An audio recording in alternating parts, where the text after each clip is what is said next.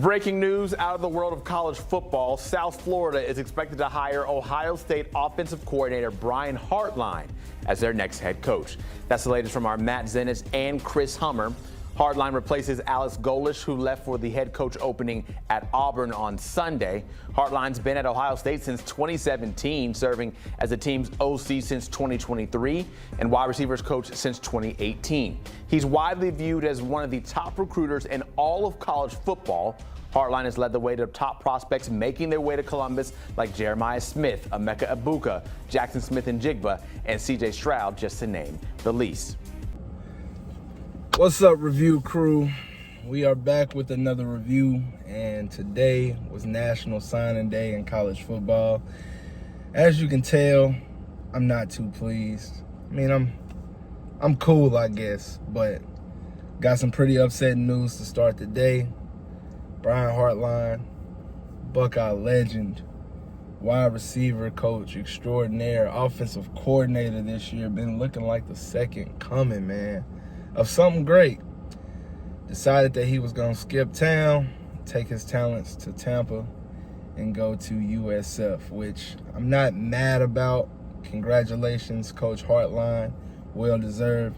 I hope you do a great job there. I'm looking forward to seeing how you continue to develop wide receivers outside of Columbus. But I would be remiss to say that I feel horrible about it because of the fact that this man meant so much to this program. When we found out everything that Zach Smith was doing, it was like, wow, a slap in the face. But now you find gold right underneath you, and that gold is no longer there. So it kind of hurts, man. We instantly seen the impact. We had a solid recruiting class at wide receiver starting out. We did lose two guys, a 4-star and a 3-star athlete, 4-star fringe, with Caden Dixon-Wyatt, who decided to go to USC. He is the teammate of Chris Henry Jr., who we'll talk about in just a second. And Legend Bay, who was committed to Tennessee, flipped to Ohio State, flipped back to Tennessee. A lot of rumors and speculation going on about that decision there, but it's not my place to talk about that because I don't know if they're true, and I don't want to mislead anyone.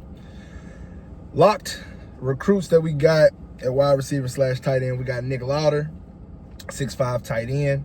We got Jaden Ricketts, 6-foot wide receiver. And then we got Brock Boyd, a 6'1" wide receiver, who boasts a 4.4 40. Brock Boyd, seeing him on Twitter today, somebody was like, OSU got their wide receiver you chain snatched. And he was like, just you wait. So initially, I love the attitude from that young man. I told him make a name for himself. Don't know if he's going to see it, but at the end of the day, hey, man, we're here to support you, the Buckeye faithful, rocking with anybody who comes and wears the scarlet and gray. On the fringe right now, man. Not saying that he's not coming, but not saying that he is coming at the same time as Chris Henry Jr., #1 wide receiver in the 2026 class, in a lot of different like sports pages. Top 5 in pretty much all of them. 6'5" wide receiver out of modern day, phenomenal, son of the late great Chris Henry Sr. I really hope that he decides to still come.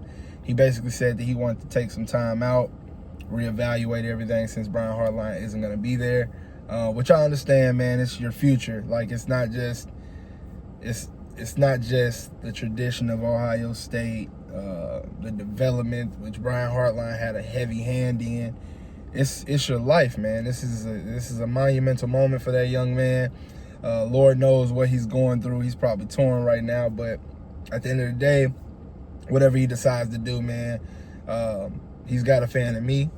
Pray to God that he comes to Ohio State because we could really use him at 6'5", with Cornell Tate possibly leaving. Quincy Porter at 6'5" as well, 6'4". Jeremiah Smith at 6'3". That would be one of the biggest wide receiving cores in America, which already looks amazing this year. So hopefully he decides to come. And we also got Jerquaden Guilford, 6'2", 6'3" wide receiver. Watch his highlights because I didn't hear much about him. He's a 3-star in most cases, 4-star in some. He looks great though, man. That kid can fly for sure. It looks like on 247 Sports, he's split between us and Penn State, which, I mean, they don't even have a head coach right now. Don't know what their quarterback future looks like because Drew Aller and Ethan Gronkemeyer, man, we don't know what that's going to look like next year. So I'm a little down in the dumps, man. Not going to lie. I decided that I was going to do a review on the recruiting day because it was so much bigger than the Big Ten Championship as it falls today. Might do the Big Ten Championship tomorrow, talk about that if I don't go to the movies. But it's been a rough day for Ohio State fans, man. Losing our coach, losing our recruits. It's going to be tough. But if anybody can bounce back, it's Ryan Day with the offensive coordinator search, man. Plenty of names out there. Me personally, I vouch for Chip Kelly to come back. He just won a championship last year. He ain't doing shit else. Got fired from the Raiders earlier this season. So, I mean, he's definitely got some time on his hands. Maybe we see him come back and rejoin Ryan Day as a Buckeye. But until then, man, it's kind of rocking, waiting to see what we get. See what it looks like when the dust settles. Transfer portal still an option. We might lose some guys in the transfer portal. It's a lot of things that we got to wait and see, man. And unfortunately, we can't talk about everything today because, for one, we don't have enough time. For two, we don't know the future. So, but that's where we're at, man. Big game coming up this weekend. Super excited regardless. Brian Hartline is going to continue to coach for us for the remainder of the season. So hopefully he decides to go out with a bang, get him another championship ring in his cabinet. But we'll see. We'll see. Saturday will be interesting. But just like always, until next time, we are going to leave this one in the rear view.